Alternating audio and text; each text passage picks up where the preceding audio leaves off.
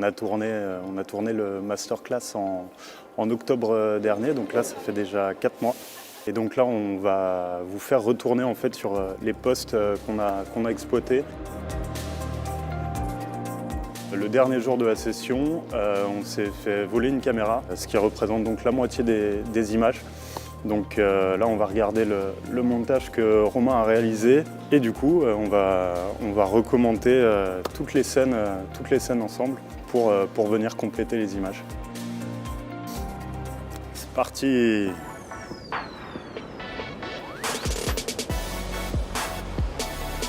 Tu utilises quoi du coup, toi? Je sais pas, un truc assez basique au final. Clip-plomb qui coulisse? Après ça c'est le montage qui va rejoindre le long du bateau. C'est pour ça que j'ai mis une tête de ligne en dur accord. Et ça, purée, ouais. Tu vois, en fait c'est un produit qu'on a depuis longtemps et on a du mal à trouver l'utilisation de ce truc-là, tu vois. Mais là c'est complètement... L'utilisation elle est justifiée totalement. À mort, quoi. Non, parce que j'ai viré moi les têtes de ligne que j'avais, donc soit je remplis, je mets du snag leader, j'en mets plein. Ah, si ça frotte contre des cordes ou des conneries, quoi. Ouais, et puis même t'es sur une pêche d'extrême bordure. Ouais. Et quand tu prends contact... C'est trop brusque, il n'y a pas d'élasticité. C'est souple. Ouais, t'as pas d'élasticité. Et pour les postes suivants, il vaut mieux que je sois en snag leader direct. Les postes suivants. Donc je vais mettre 30 mètres de snag leader. Ouais. Là, je suis en train d'enlever un petit peu de tresse. Je vais en enlever une bonne trentaine de mètres, 30-40 mètres, je pense, pour pouvoir mettre du snag leader directement sur la bobine. Pour ne pas avoir à sortir la tresse, directement être en snag leader d'entrée. Donc ça fera un bon 50-55 centièmes en direct. Ça va être beaucoup plus simple et vu qu'on pêche pas trop loin de nous, ça va éviter d'avoir des combats un peu trop violents dès le départ. Ça va amortir un petit peu le fait d'avoir du snag leader. Donc je sors un peu de tresse et je fais le raccord avec le snag et je remplis le snag derrière.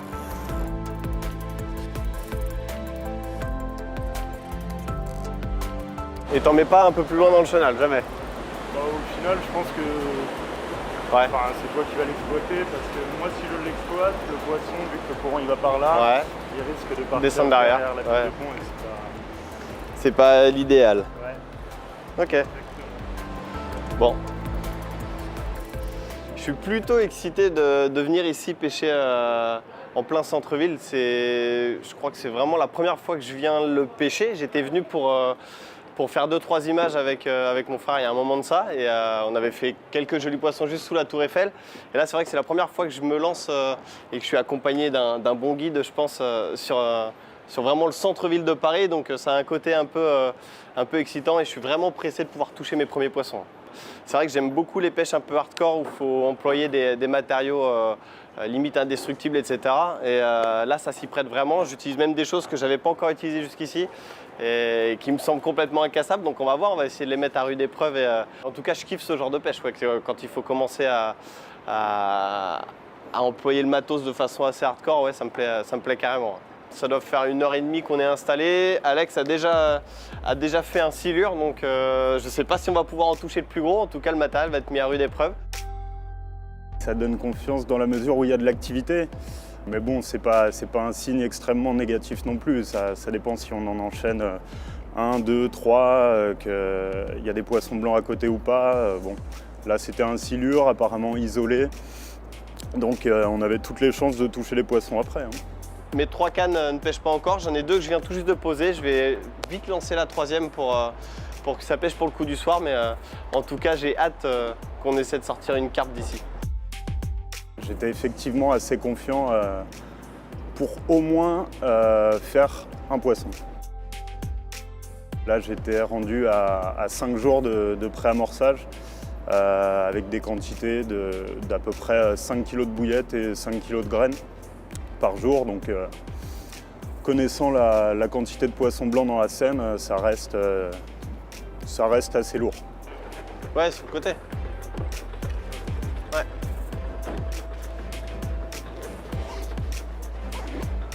Si ça pêche, laisse. Hein. Ouais,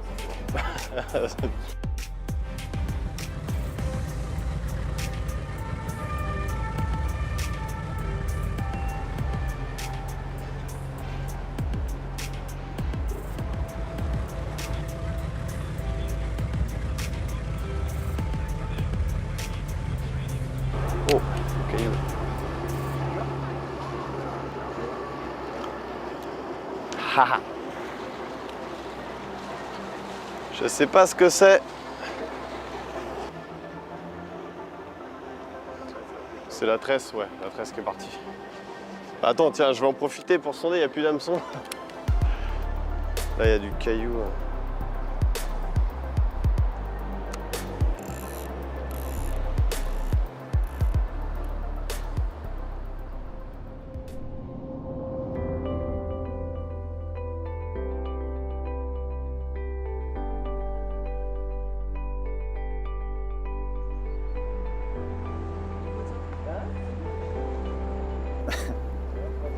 Il y a Albin qui se réveillait.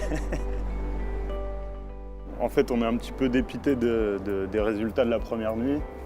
Et donc on se dit, parce qu'on avait prévu de faire un poste par jour en fait. Et là on est en train de réfléchir, étant donné que la pêche semble compliquée, à vraiment réduire le champ d'action sur les postes principaux, ceux qui m'ont toujours réussi le plus, pour essayer d'augmenter les résultats tout simplement. Ouais, sur les principaux et puis du coup insister un peu plus dessus.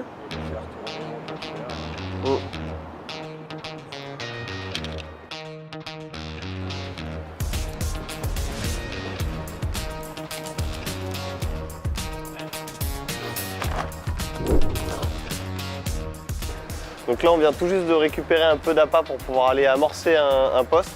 Et on va juste le pré-amorcer, on ira le pêcher demain normalement, mais là on va aller pêcher un autre poste juste après. Donc on passe amorcer un poste et ensuite on va pêcher l'après-midi et certainement une partie de la soirée jusqu'à demain matin sur un autre poste encore.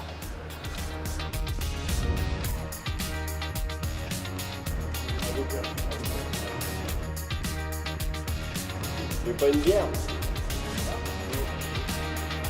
Une bière? En fait, la chose qu'on fait systématiquement quand on arrive sur un poste, même si Alex connaît les postes très très bien, c'est de sonder. En fait, on vient juste enlever le bas de ligne et clipper un plomb plus léger. Il suffit simplement de faire décoller le plomb et de le faire redescendre sur le fond. On arrive vite à se rendre compte si c'est un fond irrégulier, si c'est super régulier, si c'est très dur ou mou. Là, par exemple, je sais qu'il y a quelques éboulis, des choses comme ça, juste au bord là. Le plomb a tendance à glisser un petit peu. Ça va pas. Le spot, c'est pas trop compliqué. Hein. Si en plus il y avait des bateaux avant, il y a une canne déjà qui va sous les bateaux, c'est sûr. Vraiment limite le plus possible près de la coque à droite là. On est sur le poste même de la vidéo qu'on a tournée. Donc moi j'avais laissé le choix du poste à Julien. Je m'étais mis sur la gauche avec une canne au niveau de la cassure après les bateaux. Une canne près d'un arbre immergé sur le milieu du poste et une en extrême bordure. Et là on voyait Julien qui était en train de sonder le long des bateaux. C'est hyper important de faire ça, même moi qui connais le poste, je le fais régulièrement. Et il faut savoir que le courant sur les fleuves charrie énormément de débris et que le poste, au final, les fonds du poste se renouvellent extrêmement souvent.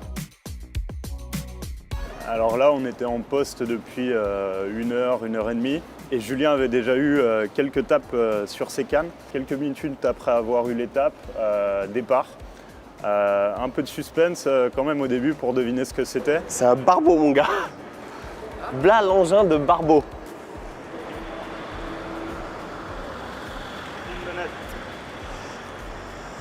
Les magies de la Seine.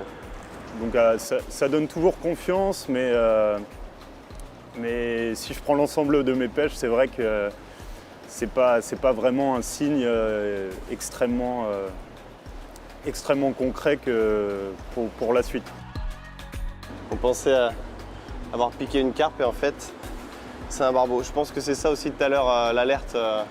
Les premiers coups dans la canne, on avait eu des touches un peu bizarres, mais je pense que c'est ces poissons-là. On va se dépêcher de remettre la canne et de la remettre à l'eau parce que c'est hyper fragile et on espère que les carpes vont venir jouer un peu avec nous. On est tout à fait dans la maille de ce qu'on trouve à Paris. Du coup, ça y est, on est à la deuxième soirée de ce road trip urbain. On a eu la visite d'un énorme barbeau cet après-midi, en fin d'après-midi complètement. C'est systématiquement des grosses surprises quand on vient pêcher en fleuve, donc c'est ce qu'on cherche un petit peu, mais quand même on serait un peu plus content si on pouvait toucher vraiment des carpes. Là la journée se termine, on va se reposer gentiment, on va monter le beach chair pour pouvoir dormir calmement, se reposer, parce que demain on a une grande journée, on doit aller sur un autre poste, on n'est pas très loin, mais du coup on va devoir marcher je pense, donc en attendant on profite du cadre. C'est quand même assez magique. En plus, j'arrive pile poil au moment où elle commence à scintiller. Donc, même si on n'est pas sur quelque chose de très verdoyant, etc., on est sur un milieu qui change complètement et on s'en lasse pas.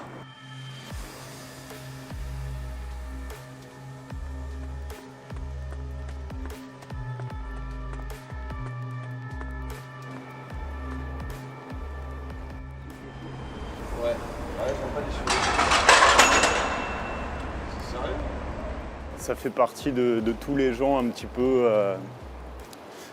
en marge qu'on rencontre sur les quais. Et elle a vu une trottinette qui était un peu plus loin par terre. Elle a commencé à s'énerver contre la trottinette. Elle a essayé de nous la lancer dessus.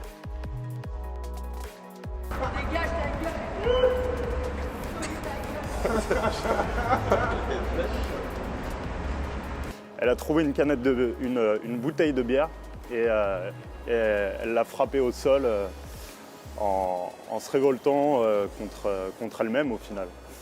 Voilà. Bon, on s'est reposé toute la nuit, on a retendu les cannes ce matin histoire de pêcher sur ce poste-là toute la matinée. Je crois qu'après tu vas nous emmener sur Saint-Raph en face, c'est ça? Sur le poste qu'on a amorcé hier. C'est un poste où il y a très peu d'espace, très encastré, très encombré. On va vérifier avec la caméra subaquatique, voir si l'amorçage a été mangé. Si c'est le cas, on va pêcher directement sur le spot. Si c'est pas le cas, on pêchera 150 mètres de plus en aval. Et ce que je comprends pas, c'est que si ça aurait fait bouger le poisson, les poissons d'ici, s'ils avaient bougé, si c'était descendu et tout avec la crue, ceux du dessus seraient logiquement arrivés par ici, quoi. Ouais, bien sûr. Donc on aurait touché. Du coup, il y a énormément d'hypothèses. Il y a peut-être des pollutions qui sont arrivées avec la crue. Et Certainement eu de la mortalité. les pompiers, les plongeurs et tout, tu leur as déjà demandé là? Les pompiers, de manière générale, ils n'ont jamais vu vraiment beaucoup de carpes. Ils voient surtout les silures qui sont assez chamailleurs, qui aiment bien jouer avec eux. Ouais, ils sont curieux. Ouais. Il y a énormément de poissons nomades et les poissons ont du mal À rester sur une zone. Ouais. Exactement. Étrange.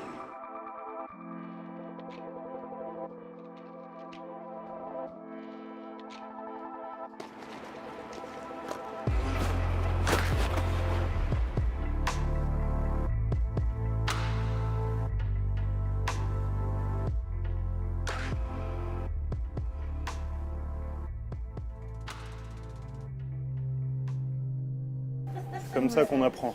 Non, c'est vrai que pour des trucs comme ça, des fois on se dit, mais j'ai jamais entendu parler de ça. Bon, en tout cas, c'est sympa. Je vous ramène ça demain. Attends, je vais le mettre sur sucre, Robin. C'est lancé. Ouais. Super. Là j'ai une bouteille à l'envers. Regarde. Il y a une bouteille plantée par le goulot. Tu sais. Alors là en fait on est venu amorcer hier avec Alex sur le spot. On a mis 4 kilos de bouillettes et on est en train de checker le fond, voir si jamais on trouve des traces de bouillettes, mais au final il n'y en a pas une seule qui traîne sur le fond. Tout le fond est hyper propre, comme si ça avait été nettoyé complètement. Et on a l'impression de trouver des cratères un petit peu comme des trous de groin, des carpes comme si elles étaient venues. Et je crois que je vais le perdre bientôt, Alexis, parce que là il est euphorique comme pas possible. Je pense que la seule chose qu'il a envie c'est de poser les cannes. Donc chose un peu particulière, c'est qu'on va pas mettre les 6 cannes, là. On va en mettre que 3 pour tous les deux parce que l'espace est hyper réduit et hyper compliqué, donc ça va être un travail d'équipe. Même à la touche, il faudrait limite qu'il y en ait un qui descende et puis qui fasse le combat d'en bas, donc si on peut se passer la canne, ça sera très bien. Zéro bouillette. Hein. Vas-y, vas-y. Par contre, il n'y a pas un branchage, il n'y a rien. Hein. Ouais, ça, c'est matraqué. Regarde, boum. Là, c'est bien parce que je suis en direct complet, donc si tu peux continuer un peu... Là, j'ai une super cour. C'est quoi ça? Oh, le trou, là. Oh, il y a un trou de groin. Mais il n'y a pas une bille. Hein. Là, il y a un trou de groin, je suis désolé, mais... Là, le trou, regarde le cratère, là. Ah ouais. Ok. Là où j'ai la caméra précisément, il y a 1 kg de bouillettes qui sont parties. Il n'y en a pas une seule sur le fond.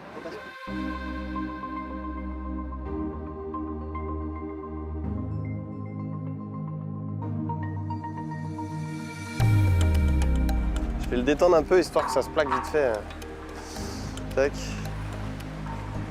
Les gars, je suis chez moi là, je ramène quoi? Vous avez 5 minutes pour me répondre. Après, je trace. Qu'est-ce qu'on peut lui demander? 3 kg de billes. Et apparemment, il n'a pas de billes jaunes. D'accord. T'as pas des billes type The Cell ou une connerie machin Évidemment, tu ramènes à boire par contre. Après, je sais pas si c'est les meilleurs. Hein. Alors moi, les potos, les potes étaient en train de filmer à Paris là, donc bien évidemment, c'est à côté de chez moi, donc je m'y suis rendu pour passer une soirée avec eux. C'était blindé de monde.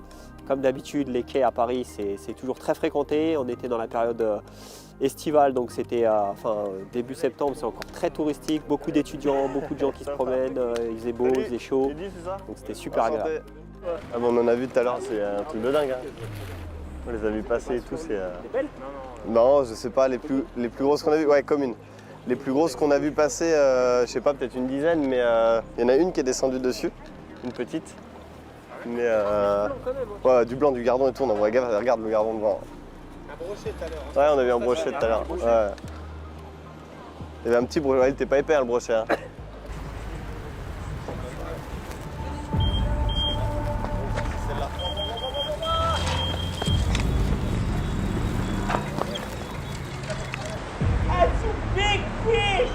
Oh, j'ai eu la chance d'arriver, d'avoir un départ en live, de pouvoir faire les photos d'un joli poisson. Franchement, c'était un grand kiff. Ça m'a rappelé mes souvenirs de pêche à Paris et j'étais vraiment super content de voir que les potes qui étaient un petit peu inquiets depuis plusieurs jours parce qu'ils n'arrivaient pas à trouver la pêche arrivaient à débloquer le compteur. Et voilà, j'ai passé une super soirée dans une ambiance que j'adore, bien évidemment, Paris. Donc c'était super agréable. C'est juste un poisson qui redonne le sourire. Voilà. C'est un poisson que je connais bien en plus, donc ça fait toujours plaisir de les revoir plusieurs années après.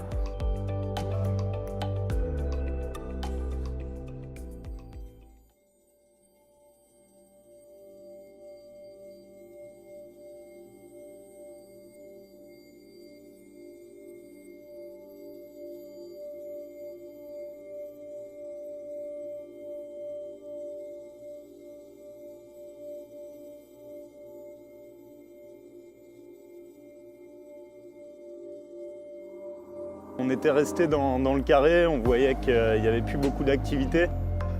Je sais que si les poissons ne rentrent pas dans le carré... Là, t'es au fond, j'ai les bouillettes devant.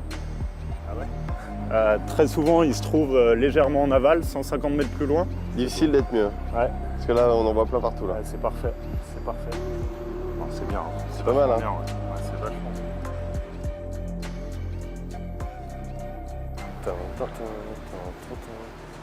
C'est votre coin ici? C'est notre quoi? C'est Notre votre coin? ouais. Non, c'est plus le coin à... Ça, c'est ce avec quoi on pêche. Ça sent bon? Ouais, ça sent bon, bien sûr que ça sent bon. Allez-y, jetez-la, ça va nous porter bonheur. Allez, Voilà, parfait. Une carpe ou un silure? Une carpe? Magnifique, magnifique. Pour neuf. Donc, nous voilà placés un petit peu plus en aval du poste sur lequel on a fait hier soir la commune avec Alex. Avec un poste beaucoup plus encastré, donc en fait on pouvait pas mettre plus de cannes que les 3 qu'on a placés hier soir. Et du coup on a retendu les cannes ce matin, on a rejeté un coup de caméra, on a vu que ça n'avait pas bougé. Après du coup la touche hier soir, les appâts n'ont pas été mangés, rien. Donc on a décidé d'aller checker un petit peu plus loin, un peu plus en aval, donc un peu plus en dessous. Au final, en descendant la caméra petit à petit, à un moment on voit un tas de bulles, on s'amuse à descendre la caméra et on a vu une carpe d'entrée. Donc on a continué à prospecter en fait tout le long ici. Et il s'avère qu'on a été jusqu'à, je sais pas, 30 mètres un peu plus bas, on est tombé sur un... Ça descendait vraiment. Donc c'était beaucoup plus sombre et d'un seul coup j'ai vu une masse noire et en fait c'était 2 silures. Et l'anecdote, c'est qu'il y en a même un qui s'est amusé à attaquer la caméra. Donc il a carrément désolidarisé l'antenne Wi-Fi de la caméra. Donc en fait, on a perdu le signal directement.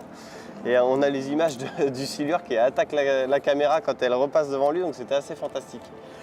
Donc après cette petite cette petite aventure assez drôle. On s'amusait à remonter gentiment et on a découvert aussi d'autres poissons, dont une miroir, une linéaire à moitié. Il y avait pas vraiment une zip linéaire, mais une miroir avec des jolies écailles sur le long, donc qui fait presque linéaire. Un peu plus sur la droite, donc c'est pour ça qu'on a décidé de venir mettre des cannes ici aussi. Donc là on est espacé, les deux batteries sont espacées de je sais pas un bon 150 mètres. Et ça permet de pouvoir pêcher un peu de zones. Cette zone où il y avait des poissons tout à l'heure, donc ça pêche là, une canne près du bord sous ponton où on a vu du coup une ou deux communes et puis et une miroir traîner. Une plus dans le lit de la rivière, dans le courant pour essayer de voir si les poissons viennent pas d'ici justement. C'est un spot qu'apparemment Alex connaît et ça a payé déjà une fois ou deux, donc ça peut jouer. Et puis une un peu plus profondément du côté des silures, on sait jamais, on avait vu une carpe traîner, mais ça va pêcher jusqu'à ce soir et puis on retendra ensuite demain matin et ainsi de suite, comme on fait depuis le début de la session. C'est assez éprouvant, mais systématiquement on a quand même beaucoup d'adrénaline et beaucoup de sensations. C'est ce qui fait le charme de cette pêche-là, quoi. C'est que c'est tellement atypique et tellement hard de sortir des poissons d'ici que chaque poisson en fait mérite 10 poissons dans un espace beaucoup plus simple, quoi. Donc on croise les doigts et on espère que cette fois ce sera encore la bonne. Donc Julien est parti plus en aval et même pas une heure plus tard, ça n'a pas loupé. Je pense que c'est une carpe. Ah, c'est une belle carpe. Ouais, c'est une commune. Il arrive Alex ou quoi? Ouais.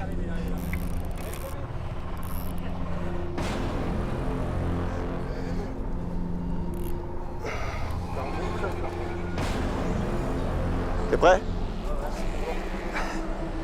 Je vois rien. C'est bon?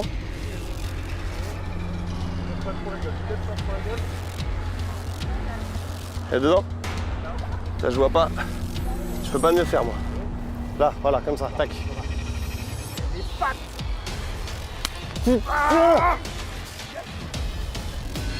Elle est dans l'épuisette. Là t'as 17-18. C'est dire. On amène ça là-bas? Bon, ça risque pas de s'en aller. Hein. Donc là, la session, elle commence clairement à prendre tout son sens. On a vraiment pour objectif de se concentrer sur cette zone où les poissons sont là, ils sont actifs. On avait vu des poissons fouillés, des silures et tout, et puis au final, je pense qu'on prend pas un des poissons qu'on a vu, mais un peu plus gros du coup. Donc fantastique sur les quais.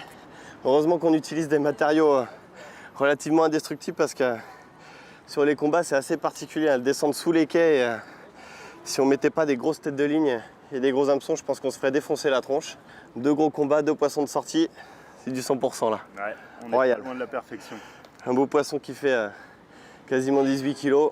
Je pense qu'on peut difficilement rêver mieux.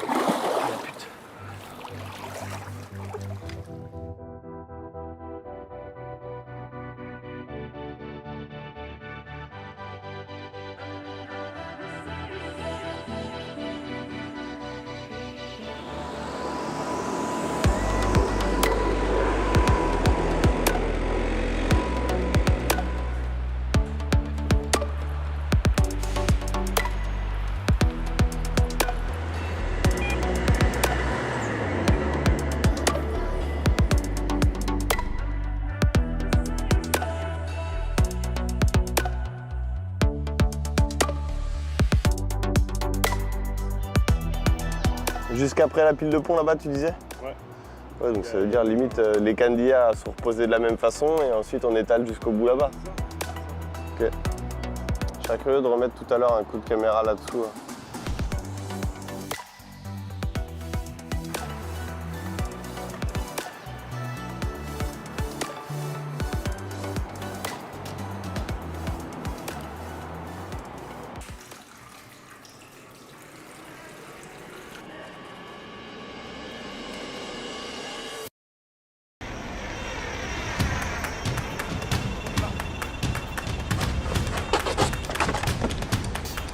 Incroyable, incroyable. Julien est parti se laver les dents aux toilettes, faire sa toilette et départ, hein, comme ça arrive tout le temps à la pêche. Donc je fais sur les cannes de Julien. Et puis rebelote, un fiche monstrueux.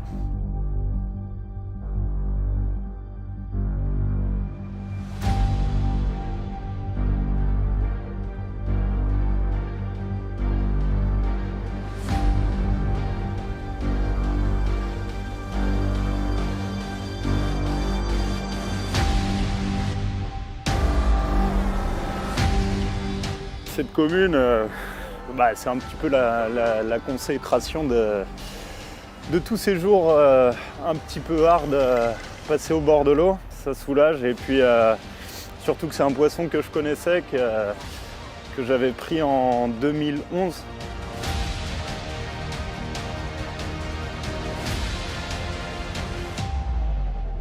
Quasiment au même poids, donc elle n'a pas trop grossi et puis c'est toujours de l'émotion de les revoir 6-7 ans plus tard, quoi. Et puis surtout pour une partie de masterclass.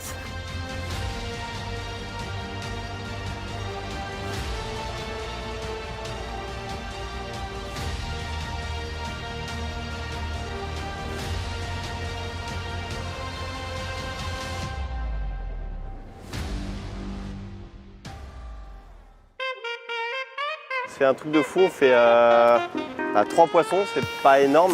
On doit faire peut-être 5-6 touches au total, des poissons différents au départ, mais là, toutes les dernières touches qu'on a enregistrées, c'est que des carpes systématiquement. Et en plus de ça, le plus petit poisson fait 14-15 kg et les deux autres sont à plus de 15 kg, plus près des 20 kg même que des 15. Donc c'est assez incroyable. Il nous reste encore un petit peu de temps à pêcher. On a toute la journée là et une petite partie de la journée de demain. Donc je pense qu'on a encore la chance de pouvoir enregistrer une touche ou deux. Ce serait top. Si jamais la moyenne continue comme ça, ce serait assez incroyable. On aimerait bien faire une miroir parce que je pense qu'on peut encore monter en termes de poids. On était venu pour ça. On a vraiment utilisé du matos très costaud pour ça. Et pour moi, ça se concrétise. Donc 3 vraies touches, 3 poissons de fesses et du 100%. Et on espère que ça va continuer. Du coup, pour cette partie, je relie mon corps de ligne en Snag Leader XT à une tête de ligne en Armacord XT. Je vais joindre les deux avec un nœud double greener, donc on fait une boucle d'un côté avec chacun des deux composants et on vient les mettre en butée.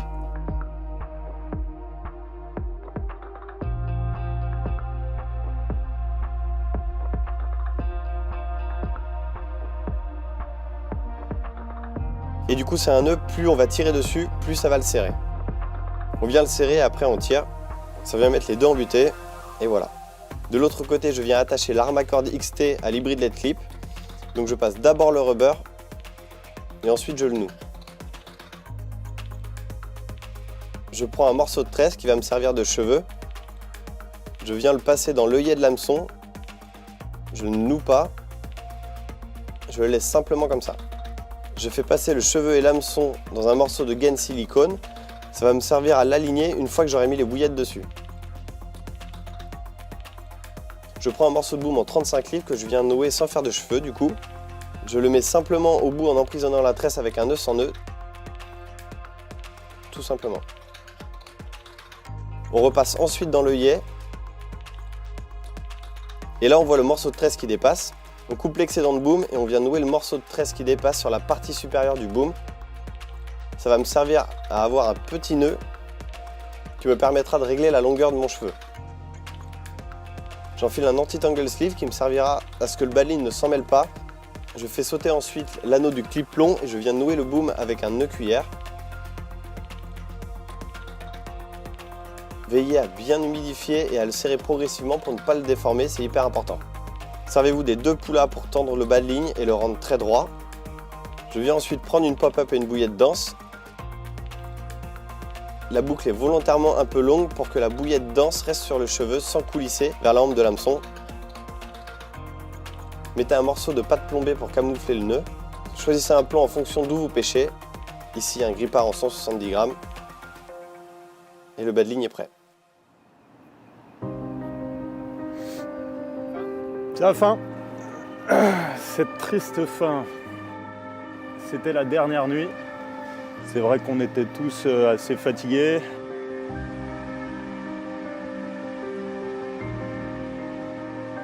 Je m'étais réveillé le matin, j'étais sorti de ma tente et je voulais partir filmer en subaquatique. Donc j'avais besoin du iPad et le iPad était sous un des bêtes chers et il n'y avait plus de iPad.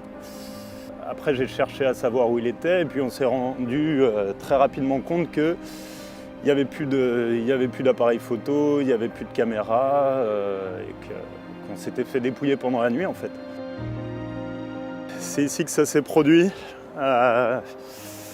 Donc on était installés ici. Il y avait les 3 baies de chair avec Rome, Albin et Julien.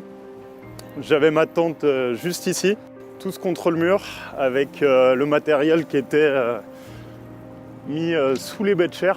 En définitive, je pense que c'est des gens de passage qui, durant la journée, ont repéré le matériel photo, tout simplement. Hein. Et puis qui ont attendu la nuit pour venir nous dépouiller. On a quand même conservé des super images malgré tout.